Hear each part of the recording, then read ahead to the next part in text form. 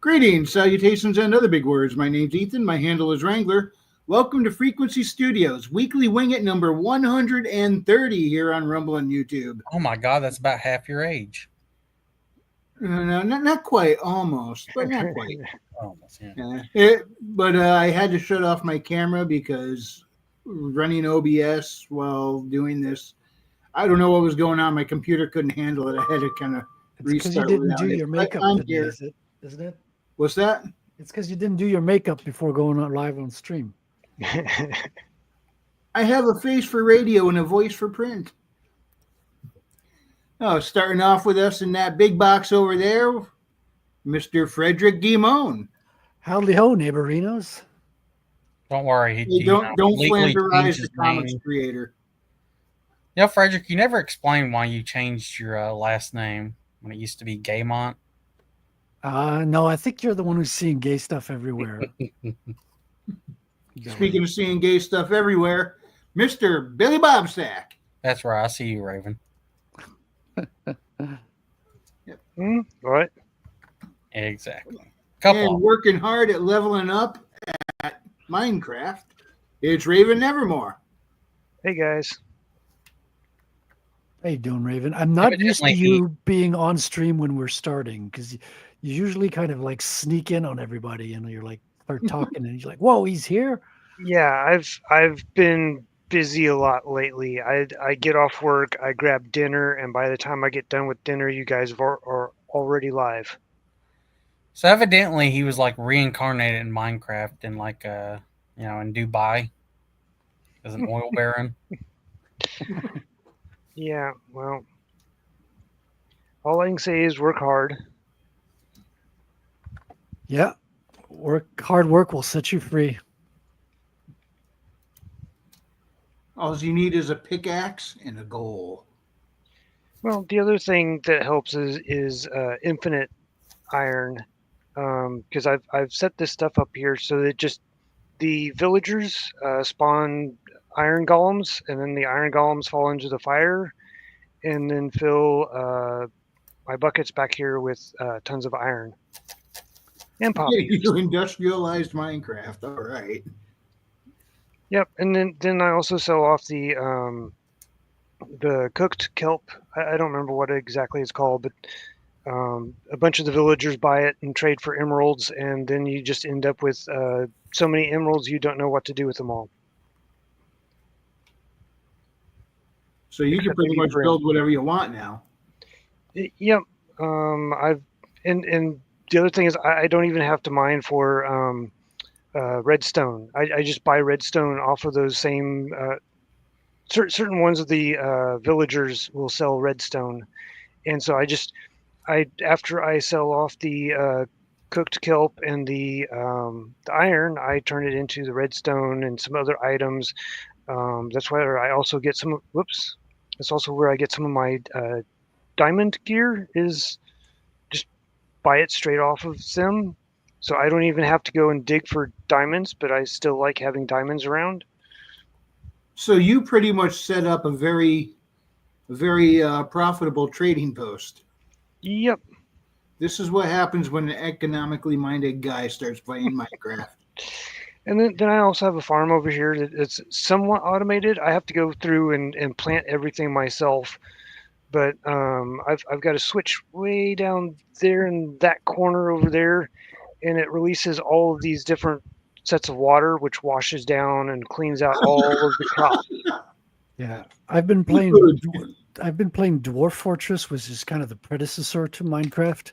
Same kind of blocky thing, except you don't have a 3D view of it. You just have a 2D. But it's same resource management, same like heavy in consequences. You can like trigger actions, and it's a fun activity. Plus, you have 7 dwarves in Dwarven Fortress, which I don't think you have in Minecraft. Nope, you just have your one character. And eventually I'm going to use glowstones. I like the look of the glowstones. Until then, I've got pumpkin faces. Let's see here. You carve a pumpkin, and then you put one of these torches inside of it, and then it turns into a lit up thing. And you can put those underwater. Yeah, it's a jack-o'-lantern. And so that's why I farm lots and lots of pumpkins. Also have some melons, but not as many. But something else to do with them. And those you can also put underwater. And so in several of the places underwater where I farm the kelp, I actually have light sources underwater. And that's what they are, is because you can place those jack-o'-lanterns underwater as well. Your mic sounds a little bit like you're underwater. Oh, really? Is it just me? And maybe I got a little muffly there. We can still understand you, but it was getting a little muffly. okay. And then this monstrosity over here is to just spawn monsters in a dark area, and it has a chute all the way down the middle to drop them down to a level for killing them for experience. Nice. It's your monster executioner. Yeah, well, so if they just drop all the way down to the bottom, it ends up killing them. So I have a level in there somewhere where they drop through water, and the water actually slows them down. Here, let me make my way over there.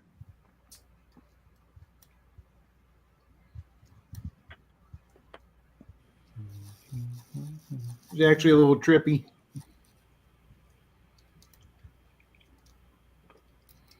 Yeah, I'm trying to get this dugout area filled back in with emeralds and stuff, and then put a nice flat grass surface over the top, and then make it so that the pools are available.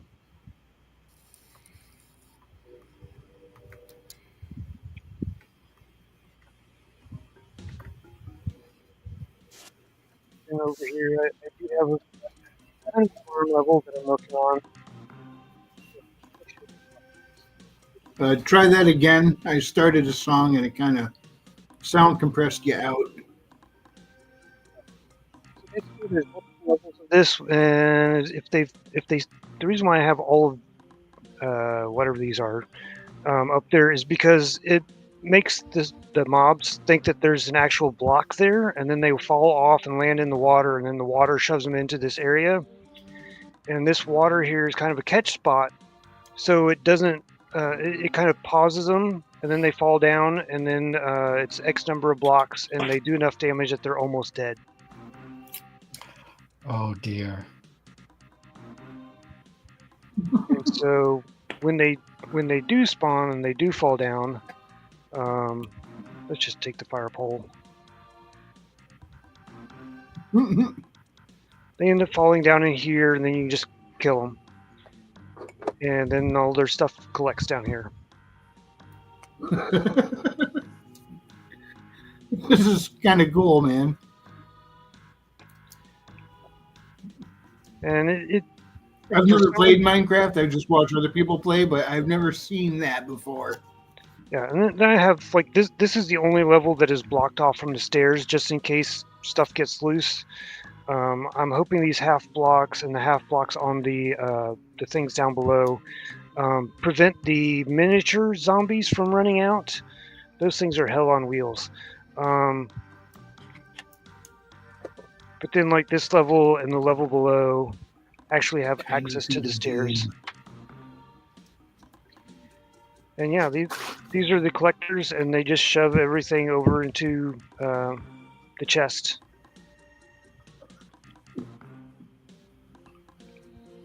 Oh, and then because you have to dig out lots of area to prevent them from spawning anywhere below or around and stuff, you end up getting more monsters spawn up in the actual spawn area. I dug this out all the way down to the bedrock. So you do reach a point where you can't go any lower?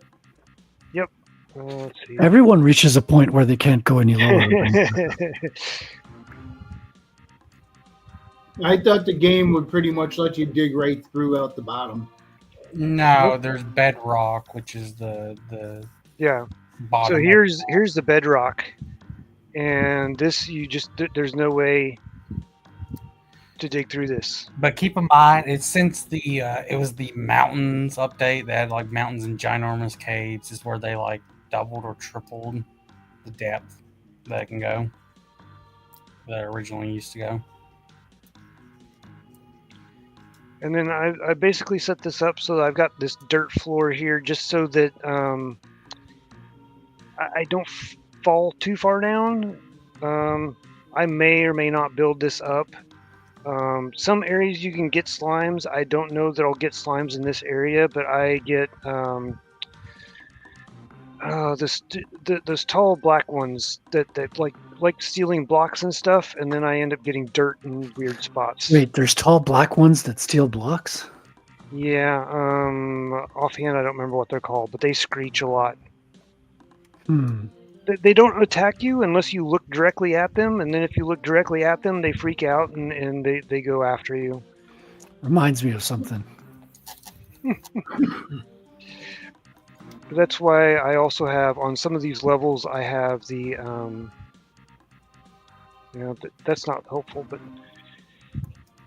I have this over here, because most of these floors are like 3 high, but this gives, which allows them in here into this area, but under here, they can't make it under here. So that gives me a spot where I can defend myself. And I've got those on multiple levels.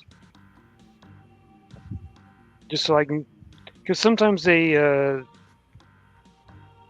end up on the wrong level, and I'll have to go back and forth and fight them on different levels.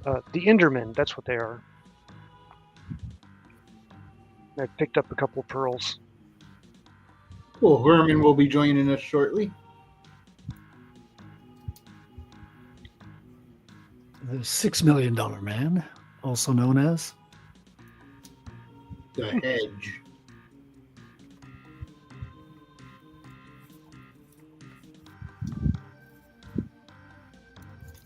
The $8 million hedge.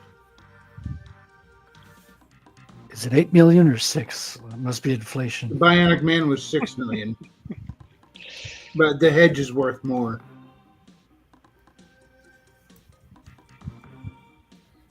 Wait until Otter shows up. He'll tell you about his Sesame Street shenanigans. I hope he shows up tonight. I'm going to laugh so hard while he's telling that story. What's that? Yeah, what was the machinery down there? Oh, this? It's my chicken spawn. Oh, okay. It's critters bouncing around. Yeah. Now, have you ever watched Gray Still Plays do his Minecraft videos? Probably some. He may be the inspiration of some of the redstone stuff. I know there's been a number of different YouTubers that I've figured out some of the redstone stuff from. But basically, they lay eggs, and unfortunately, I have so many eggs now that it just, I'm overflowing with eggs, to the point where like even the item hoppers are full. Well, he liked to mod with his stuff, and one of the things he did was he went to blow up a bunch of chickens, and one survived. He said just for that, he went in and fiddled with the code a little bit, made him immortal, and gave him a top hat, and made it so it followed him around everywhere, and he named it Reginald. And every one of his Minecraft videos he did from then on, the little chicken with the top hat named Reginald was following him around. Oh, that's where that came from. Okay. Yeah. And is that a well-known thing then, or? I remember seeing it, but I didn't know what it was from. Oh, you saw Reginald in one of his videos and was wondering where he came from. Yeah. Okay, gotcha. Yeah, well, my favorite one from him though was when he went in and played with the code concerning the axolotls. He made it so he could level them all up and have them keep following him around. Pretty much, he ended up with an army of these hominid beefcake axolotls. Oh, went gosh. down to the Ender Dragon, and there was like a couple hundred of them, and to the point where his computer was like slowing down and getting all janky. Oh, They all went charging in there, hucking fish at the Ender Dragon and killed him by bombarding him with fish. I was like, they killed the Ender Dragon with Otter's food. Now this is a redstone contraption. I watched some other YouTuber talking about how to do this. So these two end up circling around and create a constant loop, but it's lagged, and so it blinks. But that's because otherwise you have to sit here and put a button on this thing and push the button each time you want it to shoot an egg. So what it's doing is it's emptying this out and shooting eggs and creating chickens there. Because whenever you throw eggs, you have a chance of spawning a chicken. And then those are little chicks. You created an egg launcher? Yeah. So those are little chicks, and they'll grow up eventually, and then they'll start laying eggs. And I keep trying to clean this out, but I keep getting too many. Well, good problems, I guess. The idea is you put lava in here, and whenever they grow up, they get too tall, and then the lava kills them and cooks the meat sometimes. But it depends on which version of Minecraft you have, because in this current one, sometimes it cooks the meat, sometimes it doesn't. And if it cooks the meat, then it usually burns the feathers, and so you don't get the feathers. And so I just figured, nah, okay, I should probably kill the chickens up there and so get rid of all the eggs down here, so that way I get more monster spawns, because they've been decreasing the amount of monster spawns I actually get.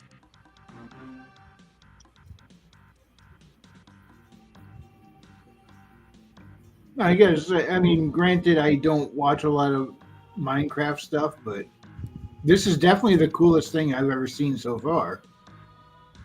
Yeah, and so like most of the time when I've seen a couple of people build something like this, but usually it's like you've got this big, huge, massive square, and with the water here, I can even go up to the top. So, and then like the water moves into the center and drops them down, and then you just kind of beat them up at the bottom. But basically, it's got water in here in each of these different areas and moves them down to the center, and then the center hole, they fall through it all the way down to the bottom. And you can build this up as tall as you want, up to the ceiling. And I am up to the clouds at this point. So like I am in the clouds now. How long did this take you to make?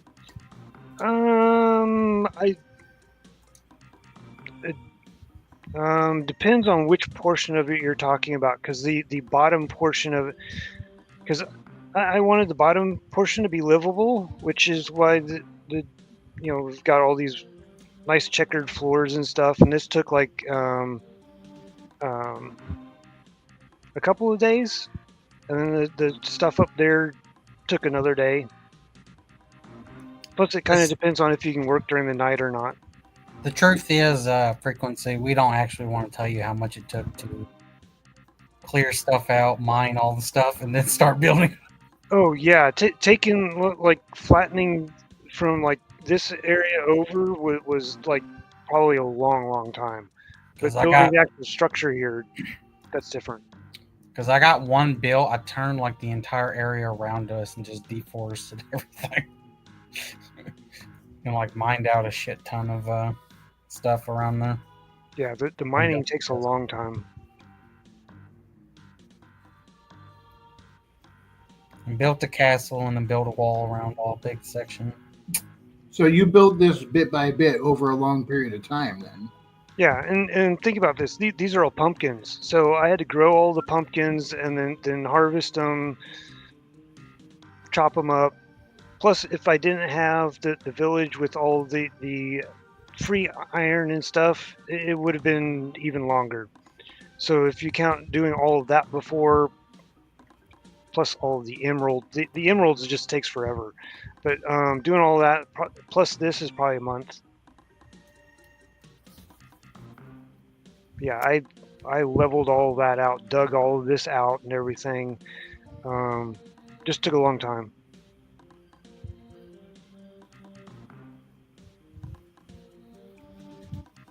You should have seen how long it was for Otter to make that dick-shaped tower.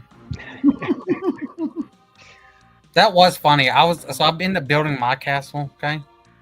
And I looked across. Otter was building that. And eventually I looked across when I was in the building by myself, and I was like, this looks like a dick. From across. So that's why I say Otter's gay. He did it subconsciously, you know. He didn't even mean to do it. It looks like a dick. I need to bring some cats over to this area because I trying to work up there with the night things flying around and attacking you at night is just not fun. Yeah, you know how to get rid of those, right? Cats. No. Sleep. Yeah, well, that's the other option. But if you want to work through the night, you know, No. Sleep. You have to sleep every like 2 or 3 nights or they spawn. Yeah. You don't have to stay up.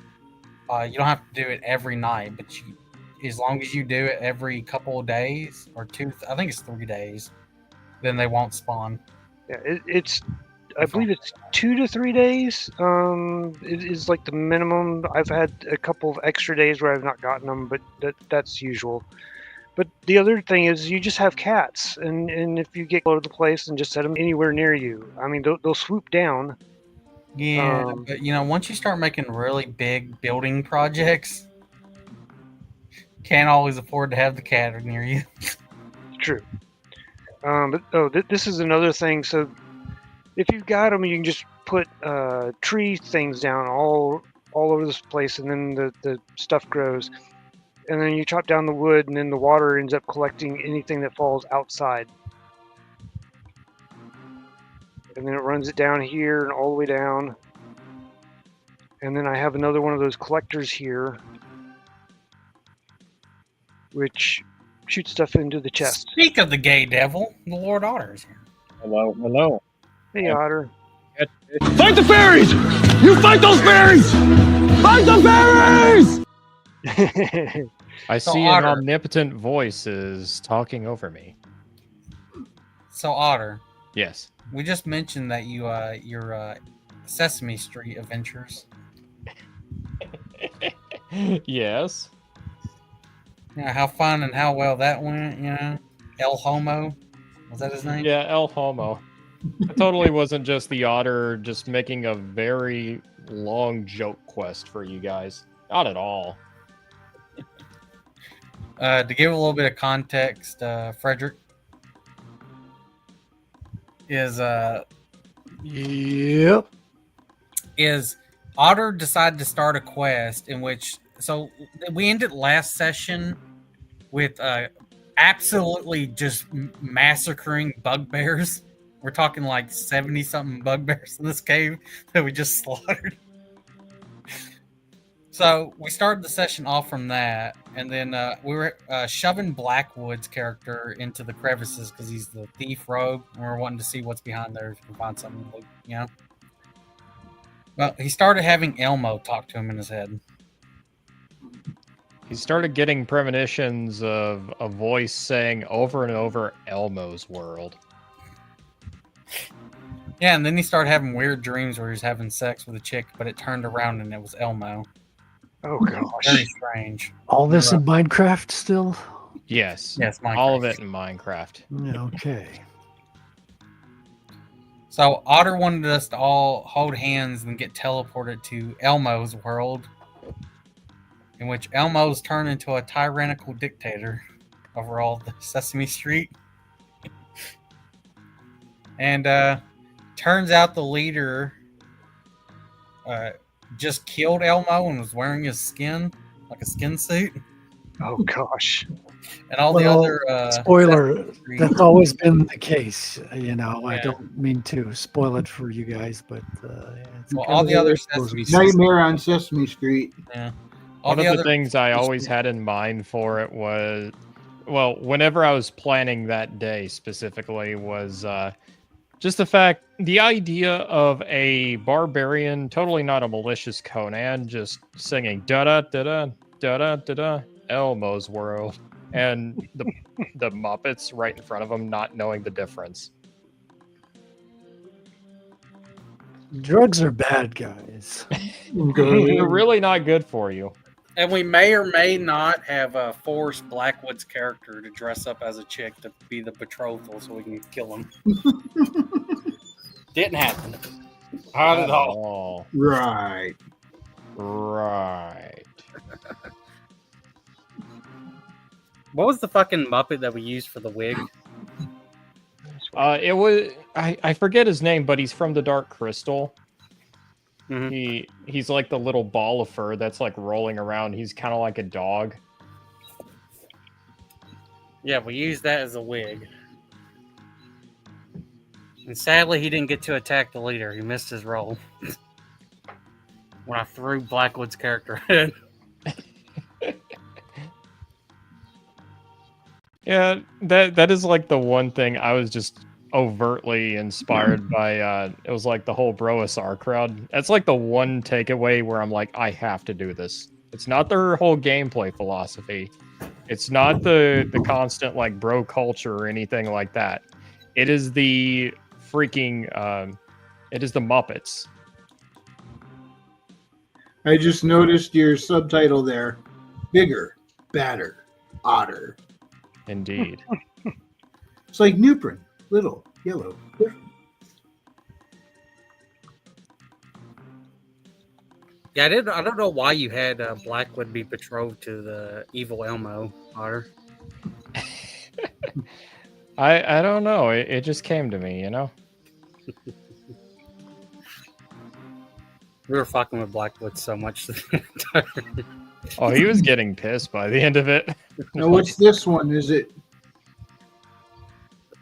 Dear Autoba. Yeah, Near Automata. I think I'm going the wrong way. Yeah, I gotta go this way. It is the game that Stellar Blade was imitating. I will also make the claim now that it's a superior game to Stellar Blade. Mm-hmm. The gameplay is just all around better. And the story. It's made by Platinum Games, published by Square Enix.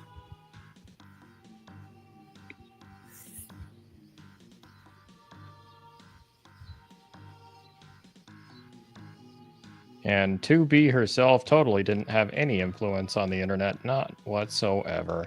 Yeah, Nope, I not forgot at all. where. I think once I got to the after this part, because this leads to the fight with the dancer ballerina robot. I think it was like Gentlemen, we can rebuild him. We have the technology. Better, stronger, faster. Hey, Hey, Orc City is burning, by the way. yeah. How I is heard it that. going, Herman? Pretty good. Just got Very back. nice. I just got back from the Alpena, Michigan ThunderCon convention. Ooh, fun. Yeah. So I have levels of convention attendance. There is my minimum, or convention sales, there's my minimum of 10 books. And then so that's like absolute minimum. If I didn't make 10, I feel like I failed. And then there's 20, which is like, okay, it's not quite a failure, but I would like better. And then anything after that is better. So I was one book shy of 20. Oh, don't worry. It's better now because Fu Man Blue is here. What's Oh, up, boy. Fu? Hey, Fu Man Blue. Says it's okay, everyone. I'm here now. Awesome. It's okay, man. It's cool. You know what I'm saying. So, anyways, I'm not a good author because the Wizard Stone had the first paragraph of Wizard Stone had 3 mentions of flame in it. Why is that bad? Oh, because some so much smarter than everyone else troll thought it was bad. That's when that's when I went in there and that's when I went into that whole Orc City thing. And when they brought up his first chapter, I said, "And There's nothing wrong with that. That's nothing wrong with that intro. And then they just piled all over. I don't know how he does it. Johnny Douglas has a real knack for getting right in the center of the spotlight for big controversy like that. This one is like smaller than some of the other ones I've seen, but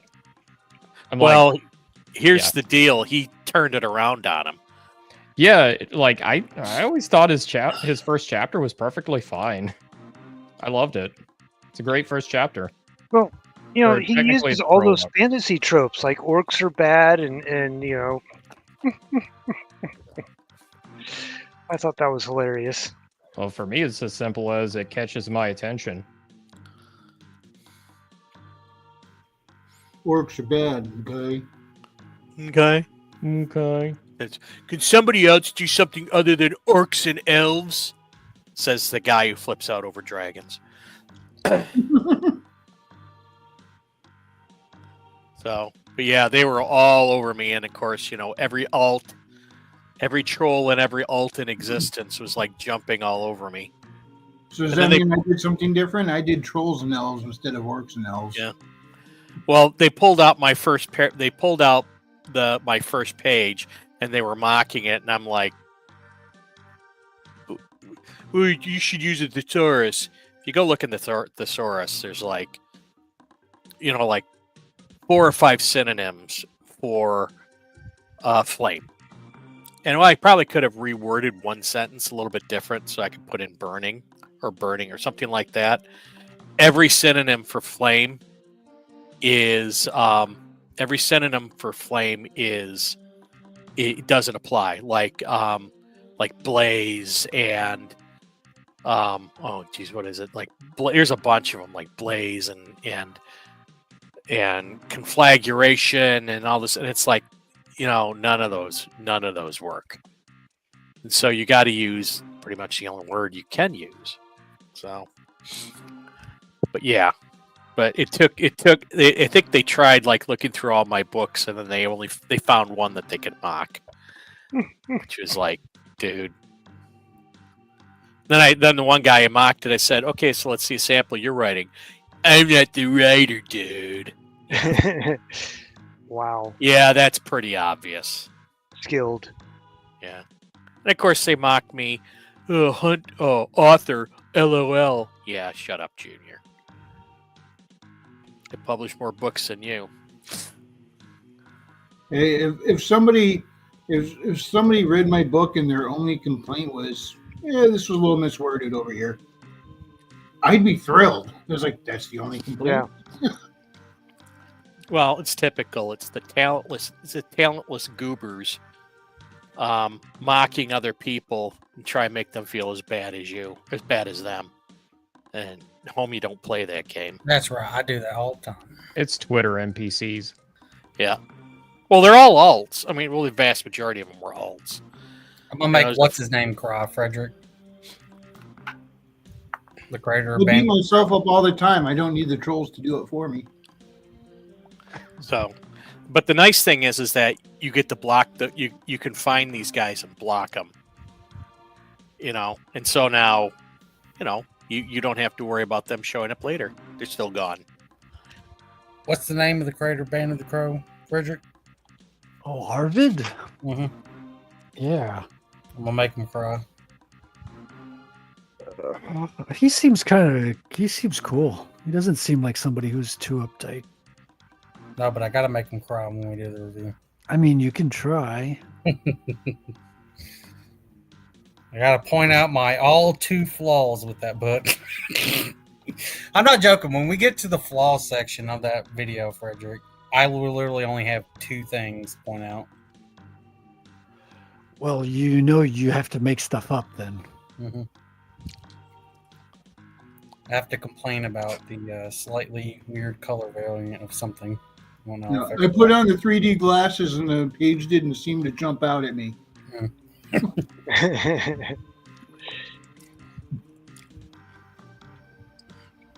But it's trying out 4D glasses? 3D. I seriously only have like 2 complaints with that book. And one of them just like a minor mistake. That's it. Yeah, I haven't Hey, read you. it yet. I got to read it. This week.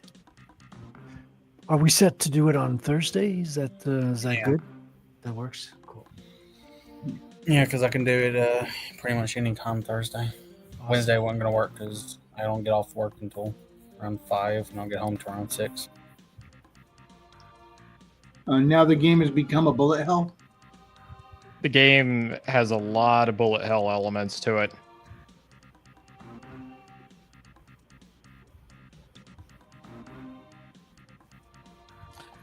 Did I mention I'm setting up a store now? No. Yes, I will be setting up a store on my website. I had one. It was a Square store, but they wanted a lot of money. Well, I wouldn't say they wanted a lot of money. They wanted, like, they charge you for, like, every transaction. And the free store doesn't have any access to shipping. Oh, gosh. So they were asking too much and providing too little? No, you did like a flat rate shipping. It's like, and of course the shipping prices being what they are, you want to try and get as low as shipping as you can. So I go through Wix on mine, and it came up with a what's the word I'm looking for? A promotion. And they cut right their premium plan.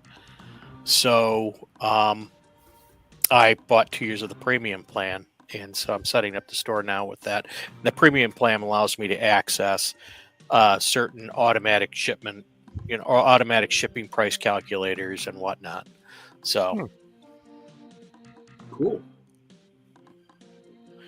Hang on. How's it going, Andrew Campbell? Good to see you tonight. He says, "What's happening?"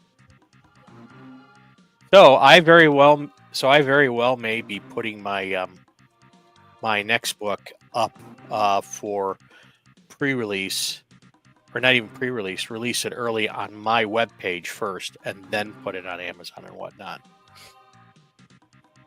That's cool. Yeah. Yeah, so definitely let us know when that website goes live, and we'll share the link. Yeah, I'm working on it. I was working on it before I got on, and eating dinner.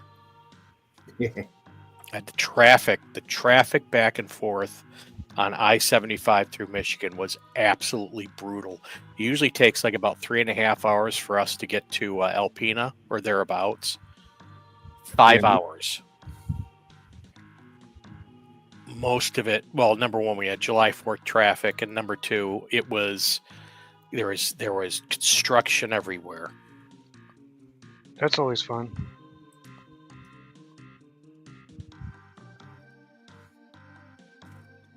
It is construction season. Yep.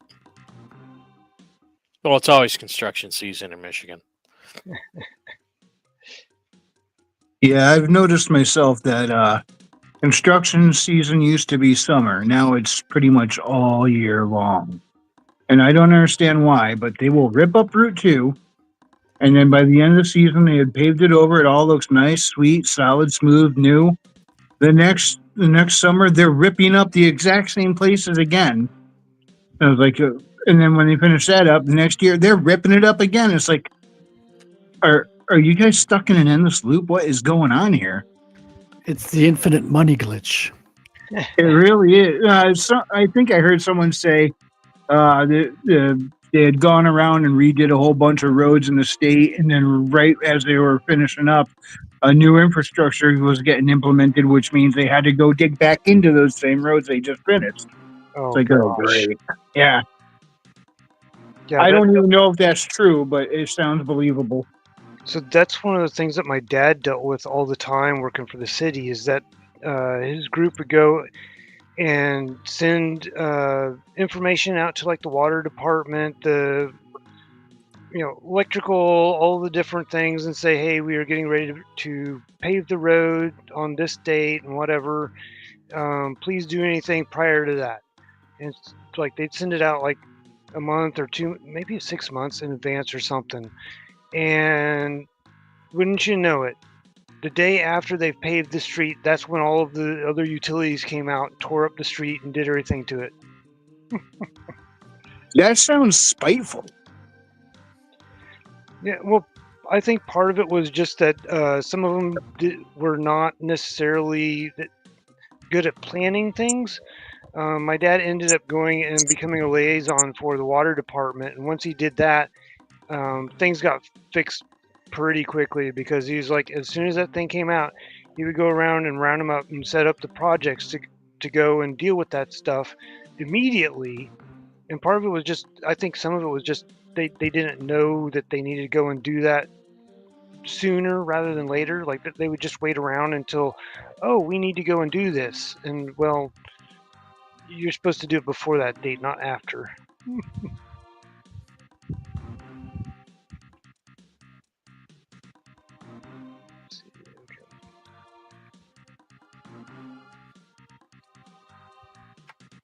Sure. My internet died. Rest in peace. It's rough. I gotta do this shit on the phone. So anyway, Anthem, that game evidently was still alive and is finally getting shut down. I think this month. Y'all remember Anthem? Yeah. Nope, never heard of that Unfortunately. one. So before Dragon Age the Veilguard, this was the latest flop from BioWare in EA back in 2019. It was a third-person looter shooter game, live service. Flopped really, really bad.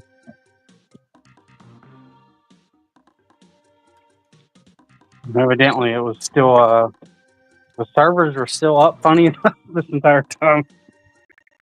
Oh wow! They got to shut it down before they get that Stop Killing Games passed. Yeah, I was about to ask. Do you think that Stop Killing Games thing is going to have an impact?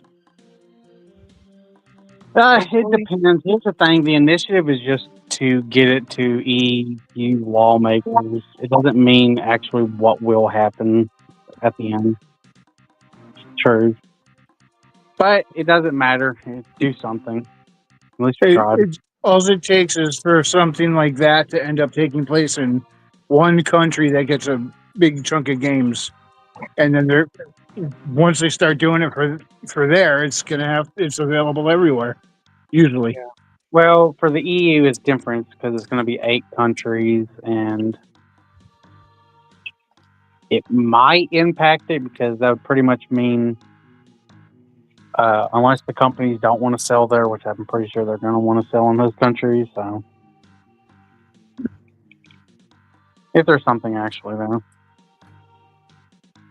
Yeah, for any who are listening that don't know, Stop Killing Games is it was a petition, right? If it gets up to a certain amount, then it can be submitted to the government. It was a EU petition, so you had to be an actual citizen of there to sign it to get it do it, and it's just basically to get it to where they're how do I put it? They would have to review it and see how to go by it with lawyers and shit and all that. Yeah, but when it reaches a certain point, then I think they are required to, if it legitimately reaches a certain point, they are required to at least review it. Well, yeah, that's what I'm saying. That's what they're doing. That's what. Yeah, it was 1 million signatures they needed. And the irony is, they were running out of time and weren't getting enough signatures. And then one guy went and said, "Oh, this is a horrible idea and it shouldn't happen." Created the Streisand effect, and all of a sudden, a bunch of people saw it. Hold up. Little correction. Okay. This happened 10 months ago when he did these videos. He did 2 videos in which he was not actually representing, and it was malicious as fuck what he was saying. He was actually misrepresenting what they were wanting in the initiative. Correction, what he was saying with the voice box. Yeah, what he was saying with his voice changer. So what happened was Ross, the dude who started it, he ended up finally doing a video in which he was explaining, looking like it was dead. It wasn't going to hit it because it only had like 400,000 signatures at that point. But he ended up doing that, and he ended up pointing to Ross and how was going through of how the dude just was just not representing the stuff that was the actual initiative goals and what they wanted. He was misrepresenting it and stuff. So he was equating that to hurting it. And then, like every YouTuber, the bandwagon started of covering it. Yeah. The dude, he doubled, tripled, quadrupled down on his take instead of just admitting that he didn't have to apologize, just admitting that, yeah, I was wrong on that. That's all he had to do. But seriously, I think not just saying, hey, I was wrong with that. I think that kind of got people moving out of aggravation because they could see he was clearly incorrect. And I think it is, as you said, I do think it was malicious. And why, I don't know. So here's the other thing too. What happens usually? Something will blow up, and then people start looking to the past. And the pirate software dude, people started digging up shit on him. One of the things, of course, was the voice changer that he uses to make his voice sound deep. Doesn't actually sound like that. It was also continuing off a lot of hate he was getting for World of Warcraft, where he clearly fucking fucked up the dungeon run and then was being a dick and then tried to rewind it and find out who did it, and it turns out it was him. And then, right. yeah, then he did that. And then there's other stuff. I watched some other stuff. I need to link Frederick the video, but some YouTuber actually went through his claims of working at Blizzard and exactly what the fuck they could find and what he was actually doing there, which was pretty much some QA work and like web page stuff. The social, what is it called, Frederick? You should know it. The social engineering, something like that. No, that would be social media. Or Either social, way, he's pretty social much engineering is a crime. right. Yeah, so I'm trying to think. I'm trying to remember what it was called. Either way, his job was he would send emails using fake accounts to try to see if the employees would give over information for the company. Networking. That's social engineering, dude. Yeah, that's social engineering. That is a crime. Oh, that's what he's doing. Unless you're hired to do like pen testing, like security testing. No. Blizzard, the company, was hiring. He was part of the team that was doing it for their own security. Oh, okay, so okay, you can do that legally but you need to have like all the red tape. You're usually part of red team. That's security. That's what he was part of. That's red team. That's white hat hacking. Like it's that. And then people also dug up that he wasn't really doing game development, but it was like a life simulator type game thing, open source thing called like My Life or whatever. You ever heard of those? Either way, I haven't. It turns out when he originally was working for Blizzard, and his dad, it wasn't a small position. His dad was very high up, so it was nepotism. He was a nepo. Anyways, evidently he was also doing in like early 2000, 2005 and shit like that. He was doing. He had one dude who was creating the furry porn models. He was like only scripting the stuff for him. What? There's stuff on there. Yeah.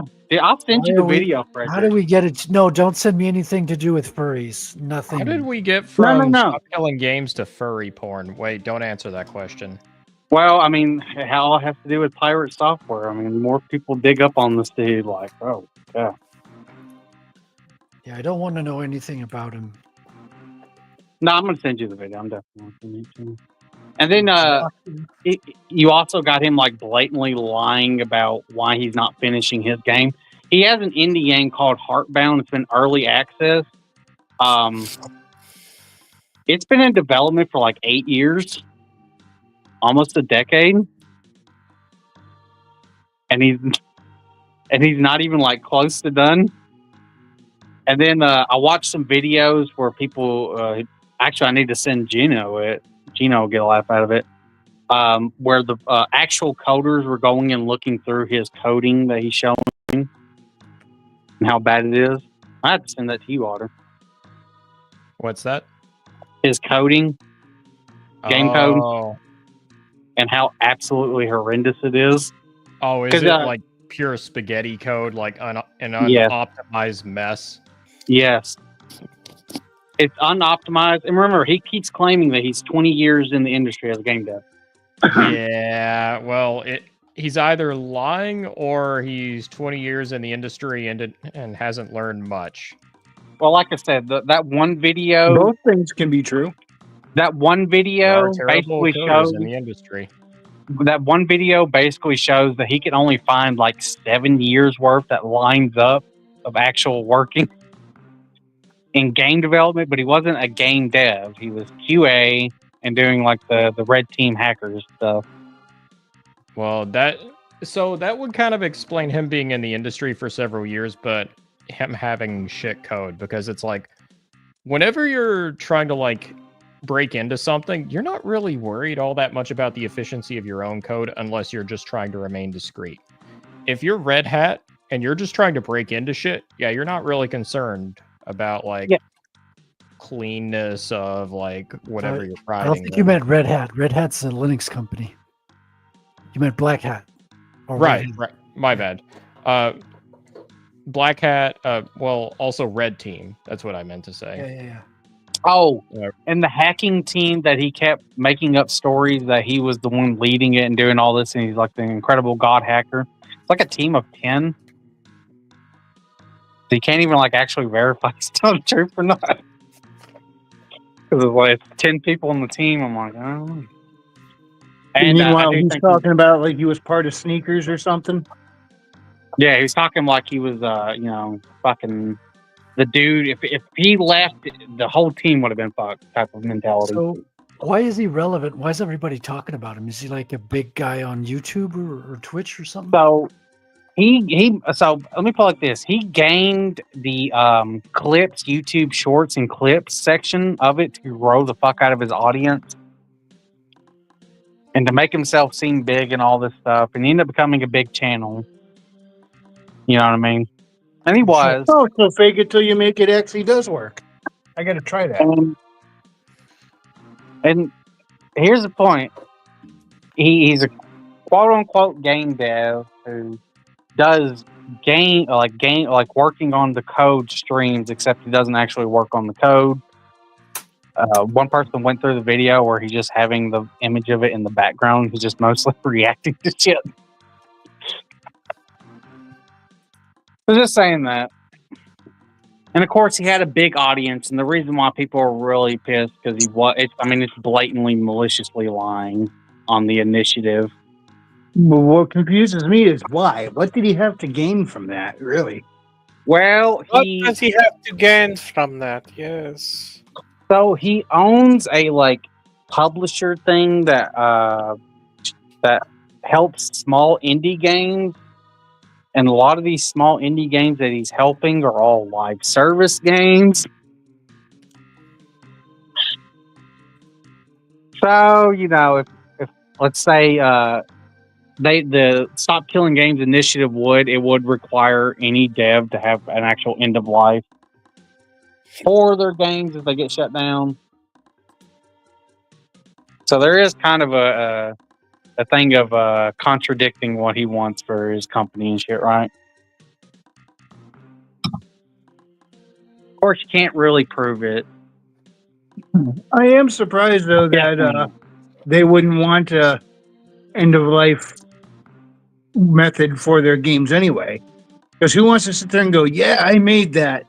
Too bad it's gone now. Yeah. Well, for big companies, they don't want to spend the money. It's going to take money to have an end-of-life plan and put it to action. Lots of them just don't want to do it. They just want to shut it, call it. All to quit. Who the fuck cares? I like how it's all so Scooby-Doo with his voice changer and people having found him out and all that. He's kind of a Scooby-Doo villain now. Let's find out who you really are, mister. If I get my laptop, I'll pull up I'll find the clip of his actual voice at the con or whatever. That's how people were like, yeah, you're clearly using a voice changer on your streams and shit. Because he sounds exactly how he looks to the T. Well, I'll admit it had me fooled. I thought he had that great radio voice. I mean, some people do. You guys remember Chocolate Rain? The dude didn't look like his voice. Chocolate Rain. And then, of course, there's everyone's favorite Rickroll, Rick Astley. You hear that song, and then you see him in a video afterwards, and you go, "That's not what I expected." Yeah, but you don't blame him for the Rickroll thing. That started out. Oh no, I He love got the really Rickroll. pissed at first whenever he learned about it. I'm still gonna blame him. He made the song, okay? He's never going to give you I up. still have to Really. see him every time it happens. It happens a lot. Oh, I loved the Rickroll. I wasn't even annoyed by it. Would never let you down. The two funniest Never things gonna run is around. you ask somebody for a link and they end up rickrolling you, or And the hurt other you. one is when you post a picture and it looks like it has it's multiple pictures, so you think you have to swipe, but it's actually fake. That one gets lost. But so yeah, that's the stuff with pirate software. With the little squeaky, and he has ferrets, in which he tried to claim ferrets aren't dirty creatures. And let me know, as someone who's been around ferrets, they are fucking nasty. They're not clean at all. Now I got to write that into one of my stories. I'm going to have it where the good guys hack the bad guy's spaceship, and when he goes to fire his shot, he hits the button, and Rick Astley comes up on his screen. I got to do it.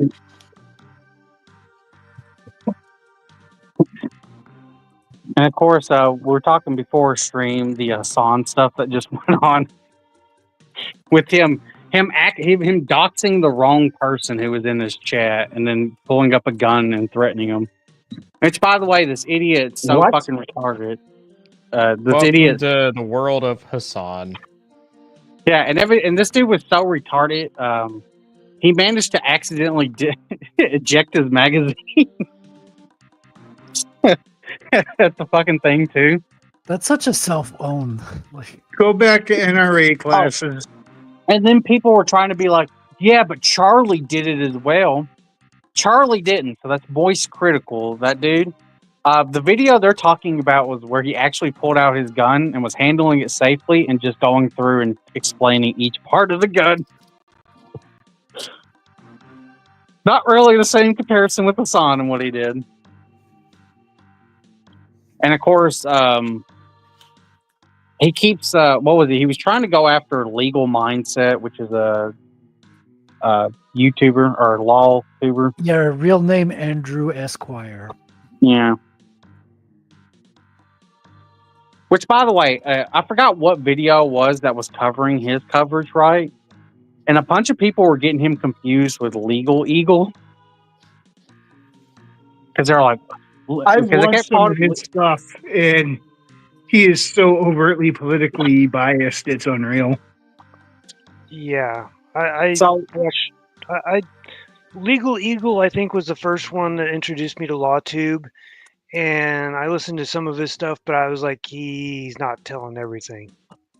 Well, I mean, he has like rampant TDS and shit. The funny part is, I forgot whose video it was, but I was like seeing it swarmed in a comment. I'm like, he's not Legal Eagle, you fuckers. Legal Mindset. And number two, he does have TDS. I don't know. But I've watched Legal Mindset. I used to watch him when he was covering the Disney shit in Florida.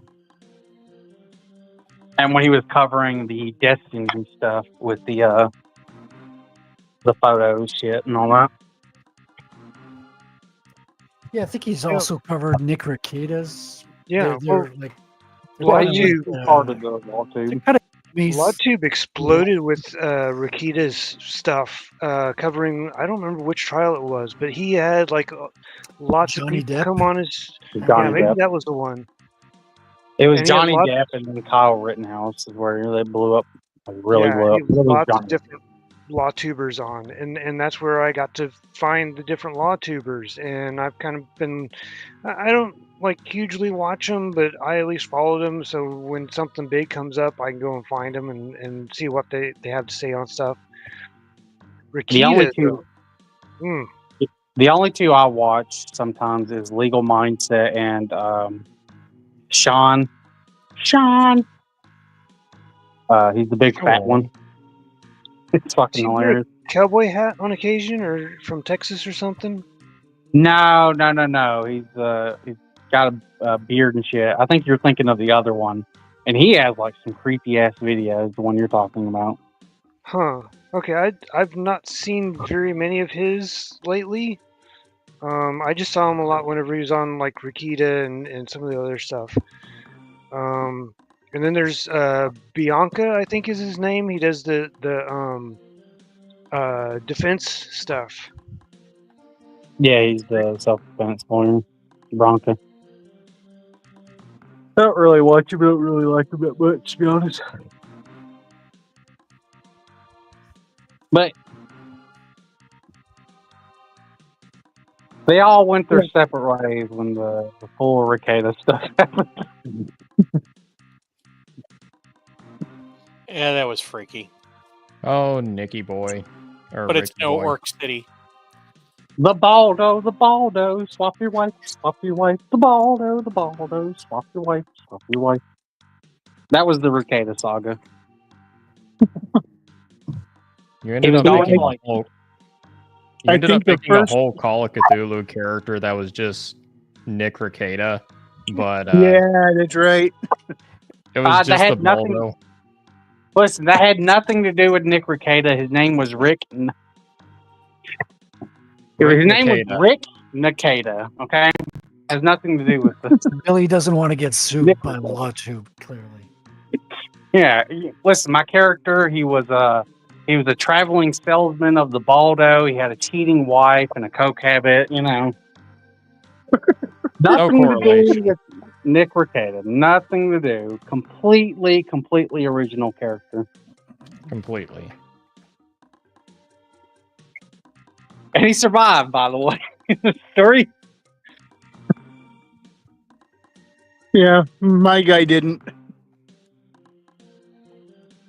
What's Yeah, up, your Christy? guy didn't really last very well in the end. Hey, he did fine right up until the very end of the game. He did have an honorable death, that's for sure. He was making sure that the pooch got out of there in one piece.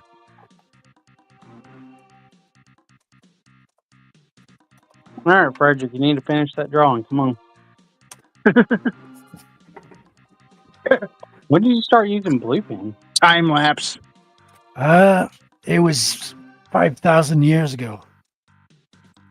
Also, it's raining. No, I didn't. Yeah, I don't. like since the day I started. Did you start using blue pen on the last? Or not blue pen, but blue pencil. Yes, blue pencil. No, I didn't. I started towards the end of the comic. Yeah, because I remember seeing the penciled version, and I was like, I don't remember being. This is page 23, and it was done in pencil. This one's done. I might have to make you cry a bit more when I go through it again. See, that's why you even put "cry harder," right? Well, yeah, it's also the motto of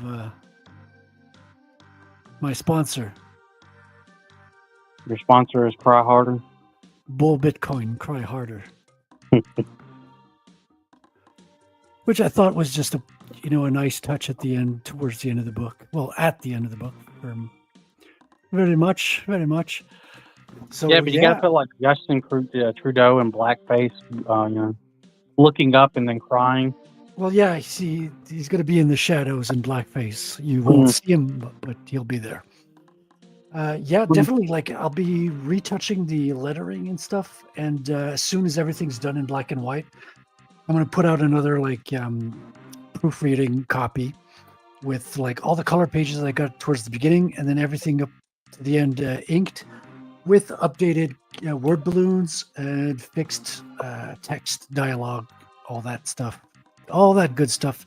So I should have another proofreader's copy for you beta readers to go through and make sure there's that it's tip top perfect for when it's ready to go out to the printer. After that, I'll be waiting on my colorist, and then I'll be doing the covers again. So the covers, I really like the composition, but the finishing jobs are not tight enough. So I'll be going back and do it like a really good tight version of the covers. And, yeah, sometime this week you'll be done with the one coloring on the mission one as well. Yeah, I'm almost done with the Dina colors. So it's really freaking close. So I'm learning a lot. Like I'm taking it slowly, like watching a lot of videos on professional colorists. Just to see. When you say professional colors, we know you mean Dan Lawless. I did watch a Dan Lawless video today, yeah, but it wasn't on his technique. There's another one, I think he's called Bert or something. But I did watch Dan on the brass colors, the gold color stuff. He had a really good video on that. So yes, I did watch Dan Lawless. Dan actually gave me a couple of good feedback on stream when I went on Katie's stream a couple of weeks ago. Hey, so I got the core draft right. I got the ones that Bud Roof he drew, but Dan did the colors on it. Nice. The fucking skin looks really realistic. I don't know how he did it, but he did it on those covers, man. Yeah, Mint Salad just did a review of Core Draft 1 today. That was released today. Yeah, I gotta reread it because I read the second one and I was kind of confused if they set up a major plot point in that one that was like happening in the first one. So I gotta reread that or I talk about the second book.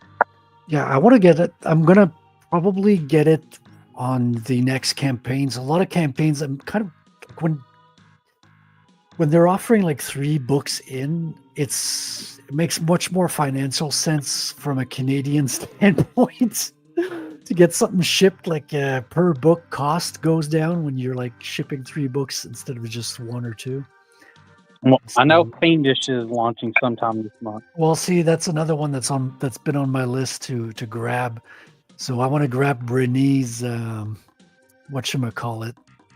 Fiendish books. What I want to grab. Yeah, Fiendish.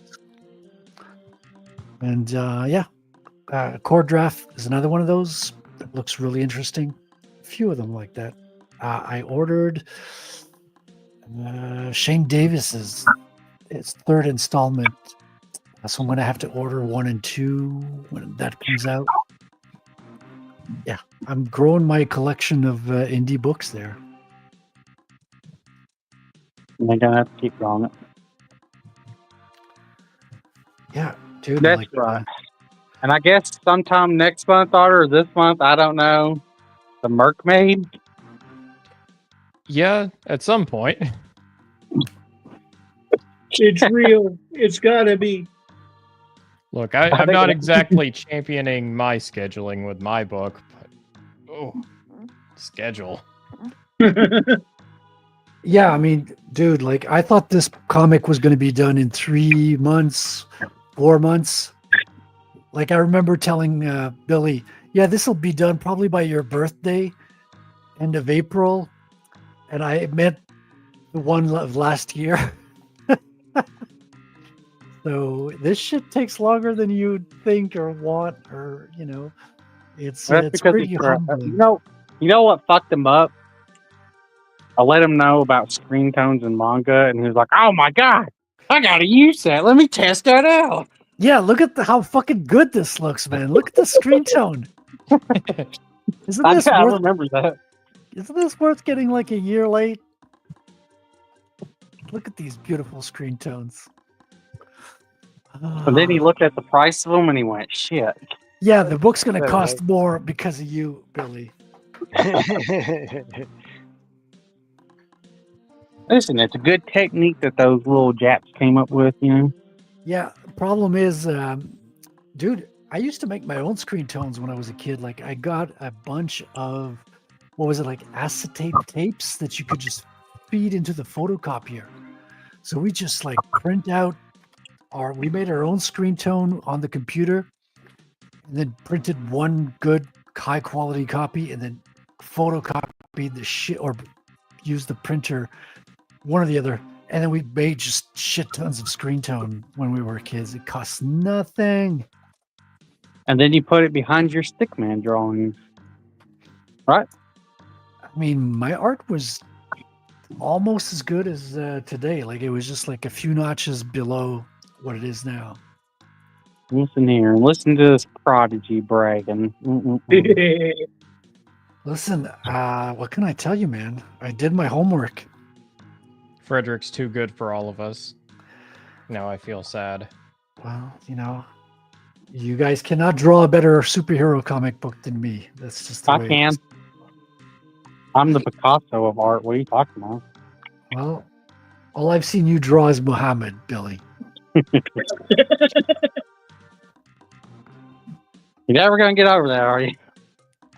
No, I mean... I just have to get another guest, I guess, of yours to draw Muhammad. I'll get Omar. I think Omar's got the balls to do it, to be honest with you.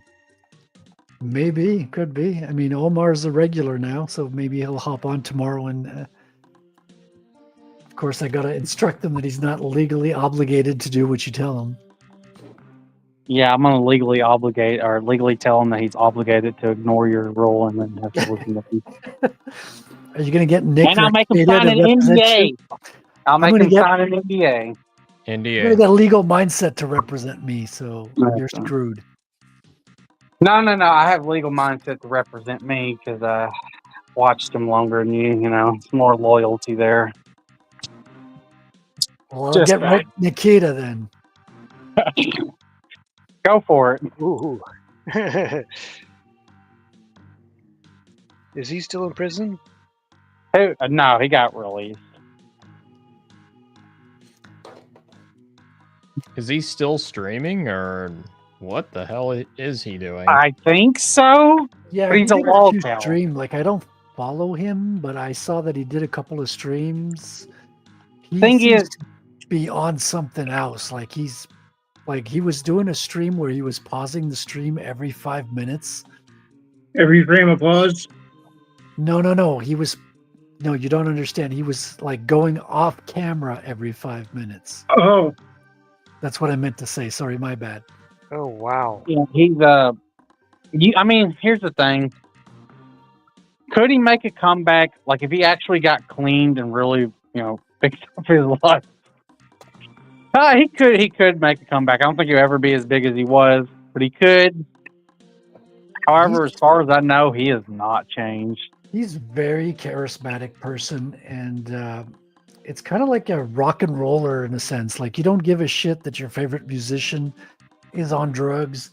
I don't think a lot of people care that Nick has a past or whatever. Yeah. So I'll agree with you on that, except there were kids involved, his kids. Yeah. I think that's kind of the that's kind of a bad situation. It's kind of the point where a lot of people went from concern to, oh, you're actually being a piece of shit. Yeah. Like, if it was just a crash out on drugs and, like, it wasn't his kids or anything involved in the situation, well, it wouldn't be bad as a reputation hit. Yeah, I'm not sure to what extent the kids were involved. Well, evidently one of them had cocaine in their system. Yeah, that's an allegation. I don't know. He vehemently fought that. Like, the kids were not exposed to it. So it might have been like I've heard him say that it might have been like the police who handled the drugs handled the kids as well. So that, because they said they got traces in their hair or something. I don't know. So I just don't know the full details of that. It was traces in hair follicle, which means use. However, that doesn't mean that he was like fucking feeding his kids drugs. However, he was a massive drug addict shit in his house, so it's not that insane to think about stuff getting on the couch and stuff. Yeah, that's why I don't want to jump to conclusions with that. Like, I don't think he was actually giving his kids cocaine, you know. But either way, having drugs in the house and doing all this stuff. That's what I was going to say. I'm It's- just having them grow up in that environment is that's far from that's a good thing. Agreed, for sure. I would not want to raise my kids. I mean, I don't do any of that shit for a reason, because that shit's bad for you.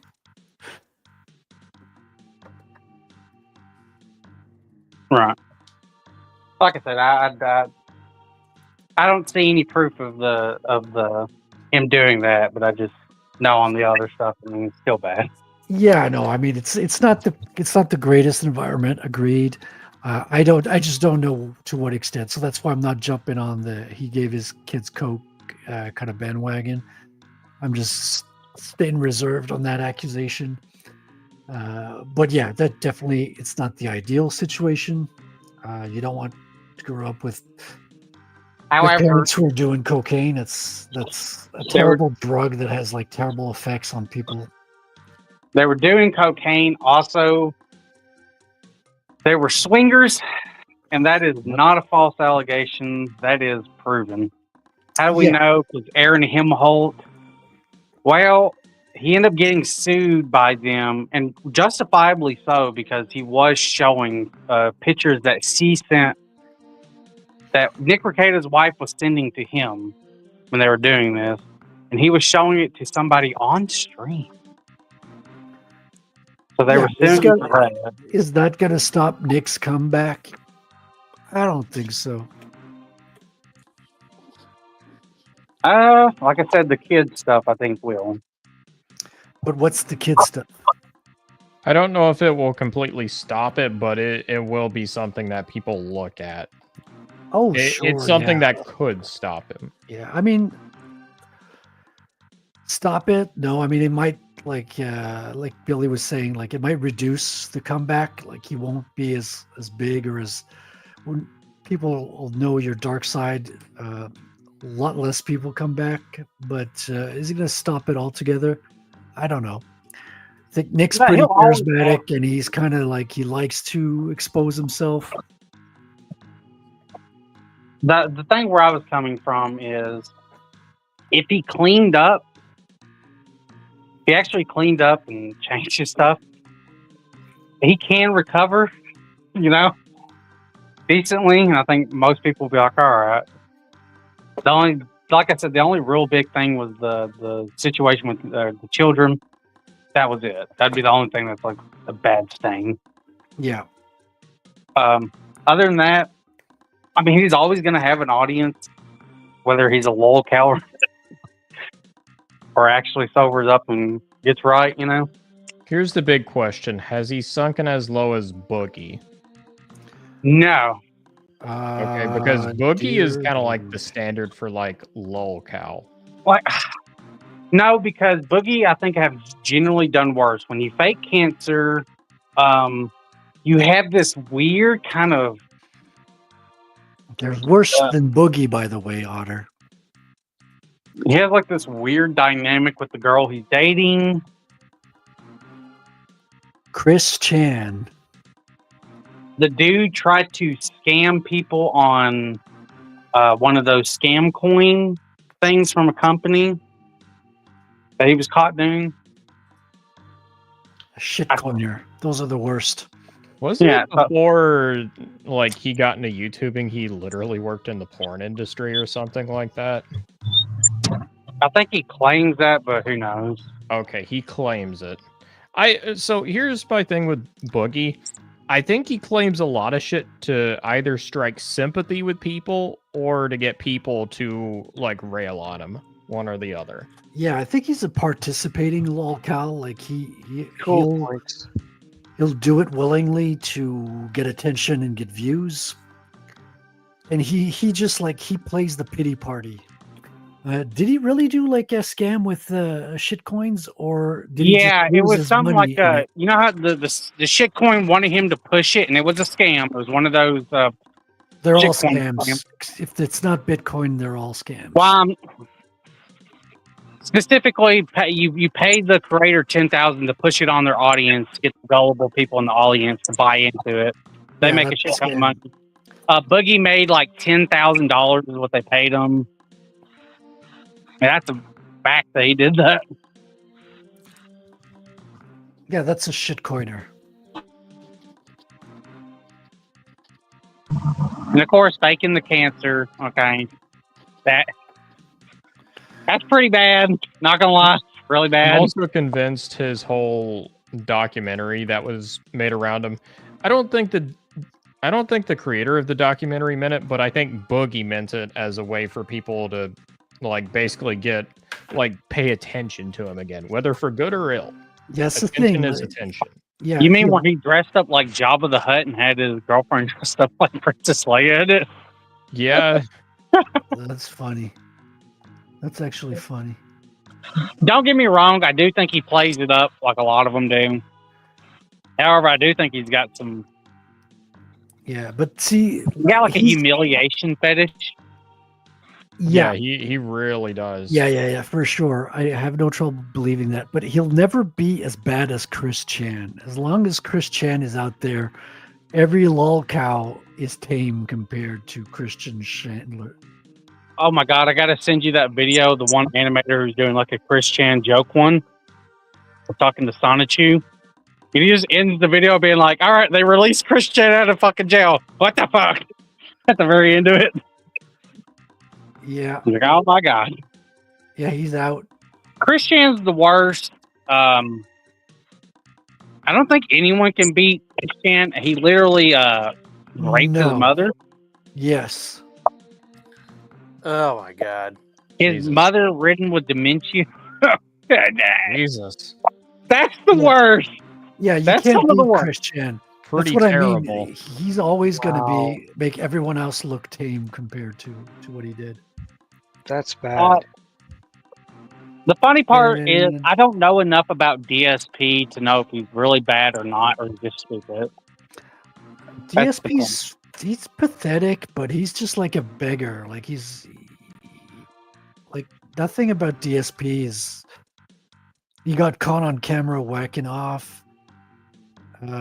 It's nothing really that bad, especially when we're comparing lolcows. Like DSP's very respectable man.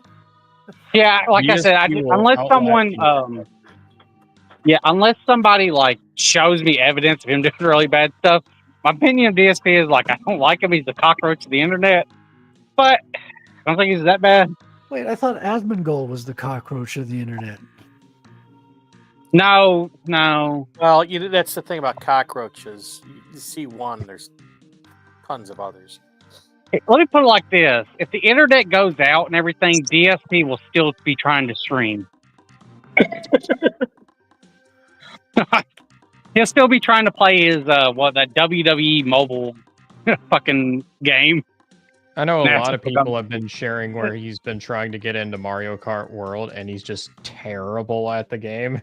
Well, and he's constantly blaming the game for every fuck up. He's pathetic. That's the worst that he gets. Like he begs people for money and then I think he gambles it. Like he does like stupid online gambling or some shit. Well, he also puts it that like WWE thing. Like there's a lot of it out there. But as far as I know, I don't think he beats his wife or anything. I don't think he's raped anybody, so. No, he's a very respectable lolcow. Mm-hmm. However, I do want to ask a question. Do you think he's genuinely bad at games, or do you think he's playing it up? Well, Gary from Nerdrotic is really bad. Yeah, but Gary from Nerdrotic isn't a gamer like at all. Yeah, I'm just saying it is a possibility that he really is, but I don't know because I don't think I've ever watched the guy try to play a game. Who, DSP? Yeah. You've never seen a clip of him play? I don't think I've ever watched a clip of him. You should, because it's terrible. It's bad. It's like the Polygon and the Doom 2016 levels of bad, and the Cuphead one. Is it worse than Gary? Do people I never really watched play down their skills in gaming for views? Is that a thing? I didn't. Well, didn't even think Gary that was is, a but thing. people are laughing at him because he's really bad. Yeah, but I he's mean- legit bad because he's a boomer and he can't Yeah. see. But Well, that's why I'm asking. I'm like, well, I mean, there's like everyone wants to rag and shit on him because he's really, really terrible at video games. I do wonder if like he's kind of just like being terrible on purpose. He knows that will get him people to donate and be like, I thought you were terrible. Right? He's either genuine or he's one hell of an actor. Yeah. Also, hell, animation overlord. oh, hey, Overlord. Hey, Say animation. hello, everybody. Say hello. Hi. Hola. Yeah, But- I can't believe people would pretend to be bad at gaming first. Look, I just have a hard time wrapping my head around that. I mean, I do believe it. It's just, I think it's far from the best thing you can do. I mean, I've heard of pretty girls pretending to be bad at stuff so boys will help them. I mean, there was that one dude who pretended to be in a wheelchair and disabled. Seriously? And accidentally stood up on stream. Mhm. People lie for all kinds of fucking stupid shit. Yeah. It's all for attention because the internet will lap it up. No, I can understand people lying, but what I don't understand is why would it attract people to watch somebody who's like bad? Purposely being bad. Yeah, that's Yeah, there's no interest that I can see. Are they trying to do the Tim the Toolman Taylor thing where he's showing you how to put a project together and it all comes apart in a comedy of errors? Maybe because they're just as bad and they find it funny watching somebody worse. I'll put it like this, Frederick. Raven actually brought it up. Gary from Rock. Everyone knows he's going to be terrible. If you watch that stream, I didn't, but if you watch that stream of his, you know you're going to watch him be absolutely horrendous at the game. Yes, Yeah, but you watch it because he's entertaining and his reactions are fun. Yeah. Like his commentary and his self-deprecation while he's playing is going to be hilarious. But he's bad to an extreme point where he can't get out the door on, like the first level of Took him like 20 or 30 minutes. yeah. So he can't even find the doorknob. DSP, I don't think he's like extreme bad, and I can't. He's not that good an actor. I don't see him doing that shtick. That's true. I like finding those videos where it's a Gen Zer trying old NES game for the first time. Dude, you should have watching seen their reaction and their confusion when they're getting their asses beat. Oh, the kids when they show kids how to play old Nintendo games. Yeah, that's hilarious. You should have seen my mother playing Red Dead Redemption. Good lord. Could not fucking do anything. Could not ride that horse. Pretty bad. Yeah, it reminds me of this guy who got his girlfriend to play Cyberpunk because she's not a gamer. And so she basically has different instincts than most players. And it was interesting from a certain point of view. Yeah, well, like most of us will instinctively hold down the B button when we have to run in a platformer. Someone who's never played is never going to think that. It's not even going to occur to them. It's like our moms, like when they played Super Nintendo, they would just hit the right button until Mario fell down a hole. Sure. And then she'd like, okay, I'm never touching this controller ever again. You know what I should do when It works. Don't knock it. When I eventually can get where I can record gameplay and shit, I need to play fighting games because I'm absolutely terrible at them. Oh, I'm bad getting at my them, butt too. kicked in Double Dragon right now. Dude, I wonder if because Frequency just offered me a copy of Double Dragon this weekend, and I'm wondering, can we play it cross-platform, like from Twitch to Steam? I mean. I mean, if it's, you just have to look it up. I don't have a Twitch account. I'll check it out. If it's cross-platform with Nintendo and PC, then yeah. I have the PC version too. Yeah, but you don't have a PC to go with it. Not yet. I mean, if I move the rig to somewhere where I get better signal, I might be able to pull it off. But I offloaded all the games off my computer because it was struggling to keep everything running. Yeah. I've been playing Ultimate Capcom versus Marvel 3. I found is a really fun fighting game. That one's really cool. Like excellent choice of fighters.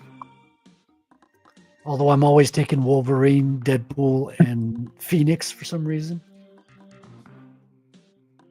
I usually would still play Ryu and Ken or Psylocke. Well, that's the thing is Deadpool kind of makes fun of Ryu. Like he does the same thing. So it's pretty funny. Yeah.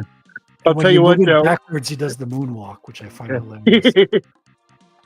But that Double Dragon game, Double Dragon Neon, I went and looked it up. IGN destroyed this thing in a review. I mean, it was like cruel. I'm like, why do they hate it so much? It was full of fucking retards and don't play games.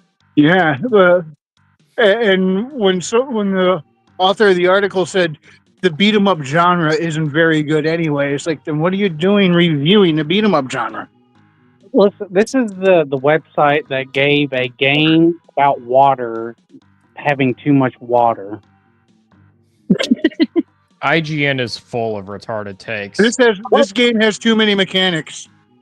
Otter, what game was? I'm trying to remember what game it was, but the whole game was around fucking islands and shit and on boats. Wind Waker. Yeah, Wind Waker, yeah, right? And they gave it minus is too much water. They have several infamous reviews. That's one of them. Another is for Alien Isolation. They gave that game like a 4.9 out of 10 or some shit. Dude, they gave Dwarf Fortress a 10 out of 10. Like, perfect game. You know what? I'll give them credit for that. That game actually did deserve it. Oh, you weren't here earlier. I started playing it on the Steam Deck through Steam Link on my MacBook, which works and which is incredibly hilarious, except it overheats a little bit. But, it's kind of hilarious because that game, it runs on a lot of machines, but whenever you really get it going, it can be more resource intensive than a lot of machines can handle. Yeah, because it does all the fucking simulation of all like the dwarfs' 32 teeth for each dwarf you have, and the whole. Yeah, it simulates a lot. Like each dwarf has their own like musculature system or something like that. Oh, jeez. Yeah, it's there's like erosion, like but you water don't see density. it in the visuals. You have to go read the logs for everything that's happening. Oh gosh. Well, also all the dwarves have their own trait system as well, right? Yeah. And decision making, and have to remember what they did. They have their own personalities. They can be inspired. They can go into an angry rage and do something like psychotic. Yeah, and some of them like can be possessed, like not demonically possessed, like possessed by inspiration. Like one dwarf just decided to take over a craft shop and had to build something, and then he built like this incredibly cool object because he just got possessed by an idea at some point. It's very interesting from a simulation point of view. You need to look up Krug Smash, the YouTube channel. He has a lot of really cool Dwarf Fortress videos. Yeah, I've been watching Blind. Krug Smash? That sounds like dang it, what was I want to say Diablo, but that's not right. The Dungeon Siege. No, so Krug Smash is like his own YouTube channel where he pretty much does nothing but play Dwarf Fortress. And he has like a unique style of like illustrating his videos. He'll actually make like different kind of like, it's like colored pencil drawings. So, and surprisingly enough, it really works. Yeah, there's a saying that the real end user for Dwarf Fortress is not the player of the game. It's the people who watch the videos by the players of the game. Because creating a whole simulation is what generates the stories. And then someone telling the story is kind of the real experience of Dwarf Fortress. Even the actual player, it's like their role in the game is kind of secondary. They can direct the dwarves into what they'll do, but the dwarves ultimately control themselves. By the way, that sounds like EVE Online. Do you really want to play it? But do you want to watch the YouTube video, though? Explain the entire story behind this one. Yeah. Yes. In fairness, that is a lot of Dwarf Fortress, for better or for worse. But as a developer, I found this shit incredibly fascinating. I used to program like stuff like that when I was a kid, not to that extent, obviously. So I just find it incredible. Like I even installed the ASCII version, and I still have the ASCII game on an old Atom PC. And but like, dude, your eyes will start to bleed staring at a fucking screen of ASCII characters. Yeah. So I was thrilled to see that they actually made a sprite version now. And so when it came on special last week, I just grabbed it. I don't think Dwarf Fortress could work if it was made by anyone else. Oh no. A big part of why it works is, what is it, like Tarn and Zach, like the two brothers, they have a very unique way of kind of like seeing the world. And that really carries through in their game. Yep. Like they basically track things that no other game developer would even think to track. See, that's the thing, is their game development went in exactly the opposite direction that all the other game developments went. Everyone else was like, okay, we got to make good graphics and make the games more visually appealing. They were like, ASCII's fine. Let's just delve into the actual simulation of stuff, which, didn't take off, of course. But in retrospect, they actually found a gem that no one else was looking for because of that. They went like in totally opposite direction, looking for good stuff. I just want to remind people the biggest games in the last 3 years have been made by AA studios, not AAA. Yeah, and you have to remember that Minecraft was inspired by Dwarf Fortress, so there might be no Minecraft if it wasn't for DF. Well, you want to know the real funny thing about Dwarf Fortress? It's technically a sequel.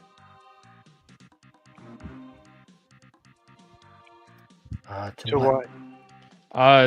They were experimenting with quite a few different types of games, but this one was like, you would basically create your own 3D model of type race. Think kind of like Spore, but you would like design their own kind of like muscles and stuff. Where it was like really, really jank.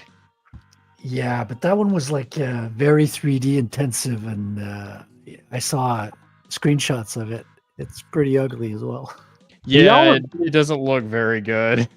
Do y'all remember the hype for Spore, by the way? Oh yeah, I was like raving about Spore. I was like, oh, I'm going to get into gaming for this game. Turns out it wasn't what it was all cracked up to be. Dude, I remember when it came out, I didn't have a PC or anything. So I was like watching it on YouTube, and I was like, this is the game?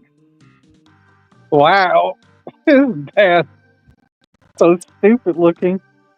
The game still has like its hardcore fans, funny enough. Yeah. It does. I watched it. It was all about the hype. A lot of it has to do with mods. People just mod in the models put on. The last one I watched was like the Homo sapien. And they modded in. Conquer the world. There we go.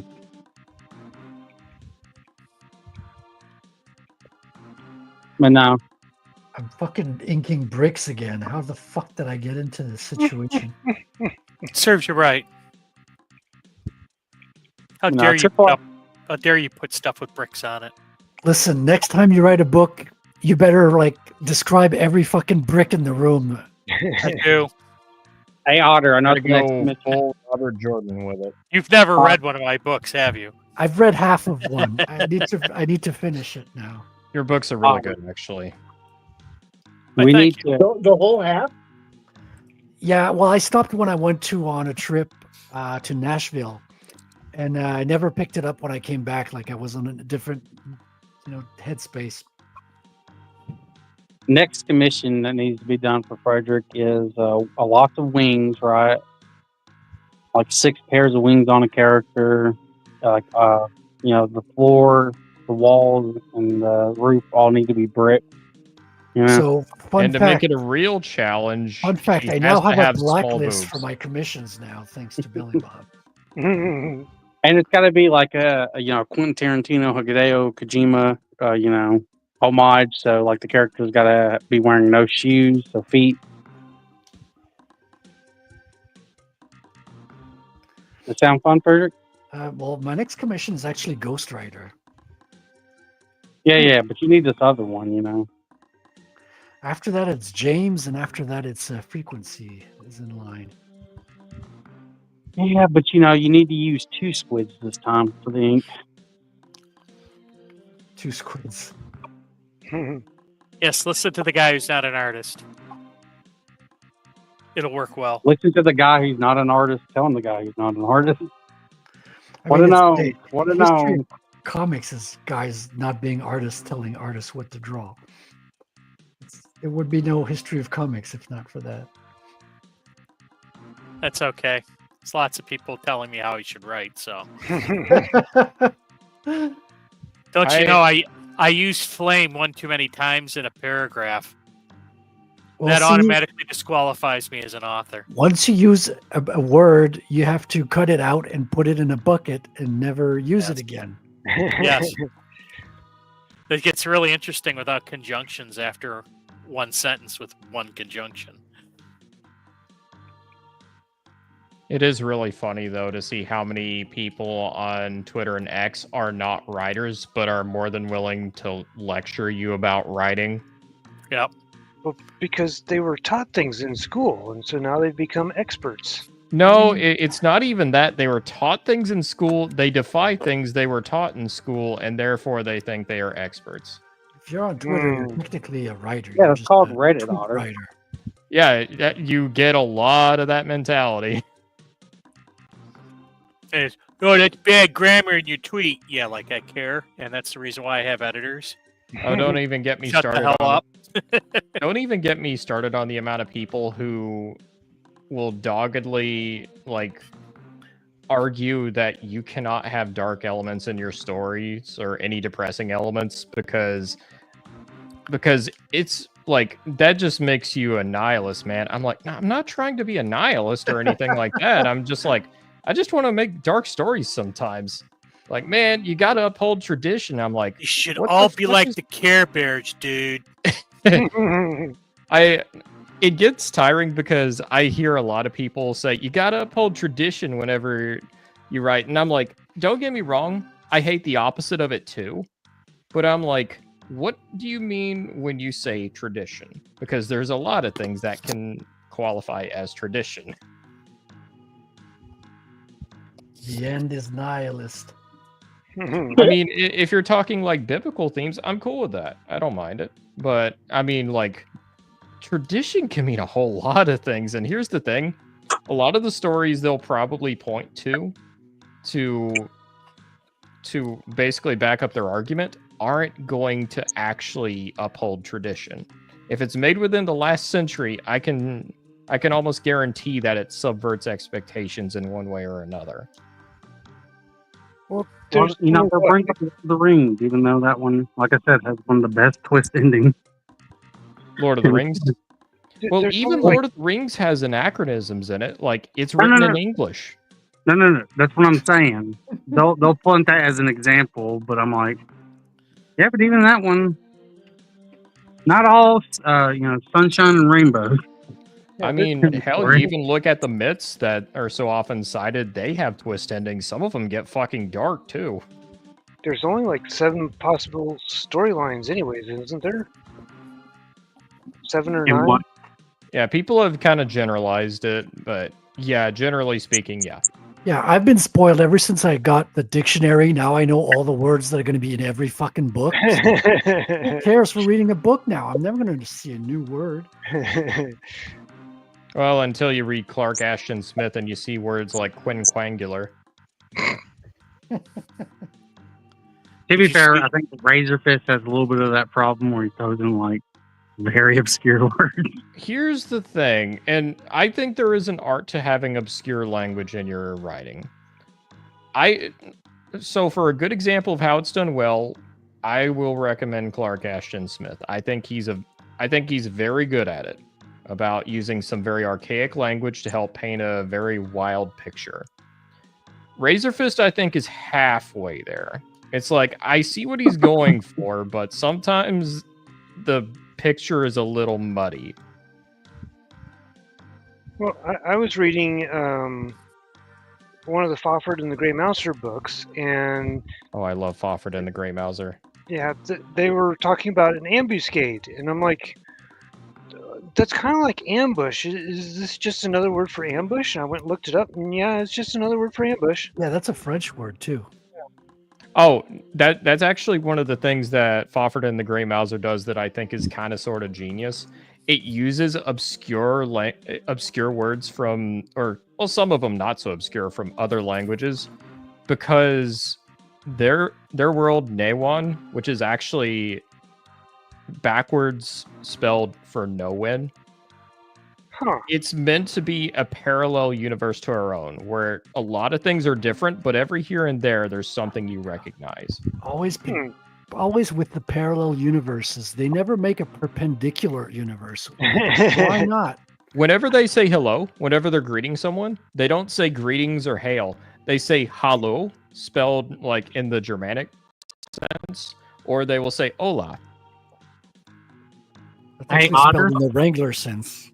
Hola. Yeah. Spell Light Yagami, the last name backwards. Oh my god. You almost tricked me there. What? I'll be right back. Why don't you spell it backwards?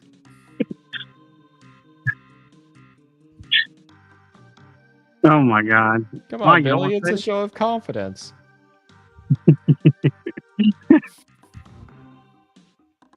Yep, there he goes. Come on. Water, knock him down. Knock him down. I forgot how to spell it. There he goes. I'm just saying Misa had no chance, daughter.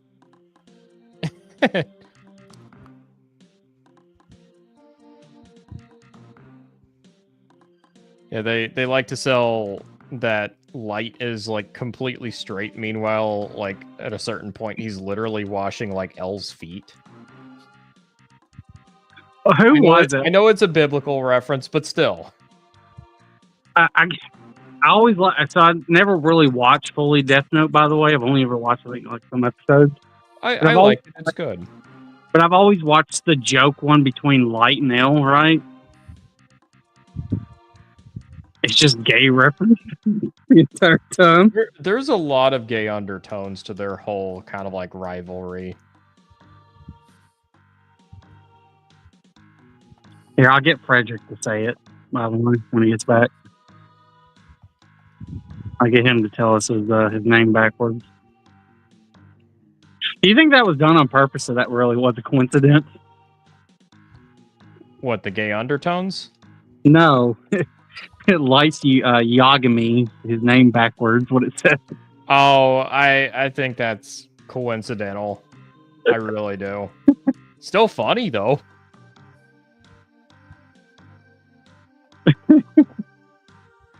I'm just saying, maybe the author thought, with 4D chess, Maybe the author was trying to tell us something. Well, backwards names happen a lot in writing. Like, it's rarely an accident. Well, why am I suddenly reminded of in Hunter x Hunter, Gon is trying to find his dad, only whenever he's searching in a game for him, his dad named Jin, or Jing, I should say, he has an anagram for his name in the game called Nig. And I'm like, oh, Japan. So, Frederick, say Yagami backwards. Read it out. Would it be spelled backwards? Like, I can't see letters backwards. I can't read in my imagination backwards. It's too complicated. Why don't you just tell me? Wrangler, are you playing Double Dragon right now? Here you go. Here you go. I'll put it in the chat for you, Frederick. There you go. Here's the name. There's your letters. Got to do it backwards. Backwards? Hang on. I'll say it. Billy Bob a gay. Oh, yeah, you say that every time I see you, Billy. Well, you know, my gaydar goes off every time I'm around you. It's called reflection. You know, it breaks the gay Richter scaler, you know, off the charts. Everywhere I go, it goes off. I don't quite understand it. Projection.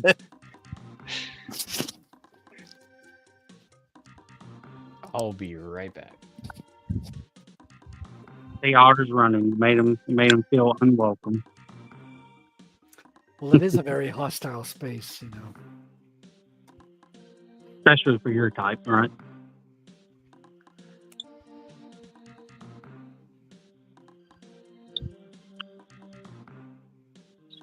Oh boy. Well, it's about time to wrap up anyways. Is it? So, Oh, yeah. Raven, why don't you start us out? Well, dang, everybody whose books I have are already here, so have a good night, everybody. Wait, you don't have my books yet. Ah, shit, wrong button. Of course, I didn't print it, but that's just a minor detail. Well, either way, Herman? Yeah, setting up my store. My next event, I think. Well, actually, I'm going to be at the Writers Cantina out in Utah. Coming end of July, which I doubt anybody's going to go to. And like I said, I'm going to be setting up my store pretty soon, and I'm currently working on chapter 18 of my next book. Sweet. Say those famous words, Herman. Buy my books. All right, there it is. Buy his audiobook. Yeah, buy the audio book. It's quite it's statistically very significant and very. You should read your whole book in that voice. Hell, Cedric drew his blade and he erupted into fire and he stepped forward into the hallway, and it's a very dark hallway. It's very Do the chapter where he's cleaning up his room now. And within that darkness, his psyche, his very essence is challenged. It was a project of recreating his own ego. Love it. Everything you'd want from a fantasy novel. The sad part is I'm sitting here doing his hand gestures as I'm talking. On camera soon. Ready to come up. Yeah, so RatelComic.com is where you can follow the making of this comic book, which, a spoiler, this is the last page, so I hope you're not looking at it right now. And, I'm going to be handing it to the colorist really soon, and I'm going to be waiting on him while I prepare the campaign. So towards the end of the summer, you'll be hearing about me again, so prepare a nice nook on your bookshelf for Rattel #1, because it's coming, boys and girls. All right. And you're going to want to get his campaign. It's very Freudian in nature. It's Freudian in nature. The Lord Squatter. Well, I am in the middle of finishing up The Shadow of Twin Moons. pretty much halfway through all the changes for final polishing and everything. So getting all that fixed up now that things have kind of cleared up a little bit. But anyway, if you want to check out my first book, Curse of the Star Raids, you can find that on Amazon, Barnes & Noble. I am also getting back into streams. I am currently streaming with Umbrella Cat for Fear and Hunger. Many will call it Funger, which is it's a statement, but it's pretty fun. All things considered, it's just a little masochistic on top of that. But yeah, if you want to check us out, that is the Lord Otter on YouTube. I am also on Twitter and X, where I spam post a bunch of otters. You know, it was all otters that managed to survive the destruction of Orc City because they were able to float on the river of knuckle-deep blood that flowed directly out of the city out to the sea. That's exactly what happened. Be all of this because an orc cleaned his room. Frequency. True story, folks. Yeah, you can find my stuff on Amazon. Look up Bad Kitty Frequency Studios to pop right up. You got Bad Kitty Haley's World and the one that started it all, Haley Star Bad Kitty. And also you can follow me over on my Substack under Frequency Studios. And yeah, you can catch many of us tomorrow night on Frederick's show as well. Did you plug your show, Frederick? No, I was leaving you to plug it for me, Wrangler. Obviously, clearly, that's my plan all along. Well, I'm going to plug the heck out of it. Who we got tomorrow night? So we got Chris Fisk, who tried to get out of it last week by pretending his internet went out and went back on right as the show ended. Sure, Chris, we know what's up. So we got hold of him, and we're forcing him back on the show tomorrow. And we all know that Wrangler is responsible for the destruction of Orc City. Bucko. Well, I am. What? It was not the whole thing. You and those confounded elves that you're always hanging around with, their frickin' potato guns. It was just absolutely devastating to those poor orcs. No, it was my fault. She's got the potato gun. I'm secretly friends with She's got Elvin the thigh. Mayden. And these two use real guns. It was Elvin Mayden. I conspired. It's all coming out. The truth is all the truth's coming out. It's all psychological. There's a lot of surveys to statistics that talk about this. All right. Well, thank you everyone for joining us tonight. And we'll be back again next week. Many of us on Frederick's show tomorrow night. If you enjoyed this presentation, hit the like. And if you didn't, we appreciate you stopping by. We'll see you next time. And God bless. Clean your room. If you didn't enjoy it, why did you stay all the way to the end? Like, seriously. My room isn't that dirty, is it? You left a cheese sandwich rotting away in there somewhere. Oh, that's what that's. I thought it was just my cat having bad gas or something. That happens all the time. No, that was the rotten back bacon beneath the cheese. Well, you know what? I got the perfect way to get rid of the smell. Fart harder? Jewish space laser. Good night, everybody. Good night. Is that how you